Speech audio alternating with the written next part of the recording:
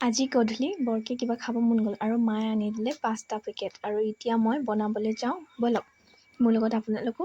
এইফালে চচটোত গৰম পানী অলপত সেইখিনি বইল কৰি ল'লোঁ। এতিয়া মই কাটি আছোঁ পিঁয়াজ আৰু বিলাহী।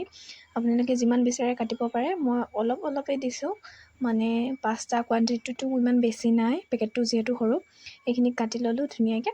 তাৰপিছত এতিয়া এখন কেৰাহী পাতি ল'লোঁ গেছত আৰু অলপ তেল দিলোঁ। ইয়াতে দিম এতিয়া পিঁয়াজ আৰু ইয়াতে দিম অলপ বিলাহী। যিহেতু মোক কেমেৰামেন এক্সট্ৰাকৈ নাই, মই নিজে কৰি আছোঁ, গতিকে মছলা দিলোঁ মই নিমখ, হালধি আৰু অলপ মিট মছলা আৰু এইখিনি হ'ল পাস্তাখিনি দি দিলোঁ। এতিয়া এইখিনি অলপ টাইম 5 মিনিটমান ভাজিম আৰু এয়া মোৰ পাস্তা ৰেডি। কালাৰটো দেখিছে, এইখিনি ফাইনেল লুকটো আৰু খাবলৈ যে বিৰাট টেষ্টি হৈ আছিলে। আৰু এতিয়া মই ভালকৈ বহি ল'লোঁ, বহি মেলি খাওঁ। আপোনালোকে চাই থাকক, বহুত টেষ্টি হ'ল। আজি ভিডিঅ'টো ইমানেই। Thank you, bye by.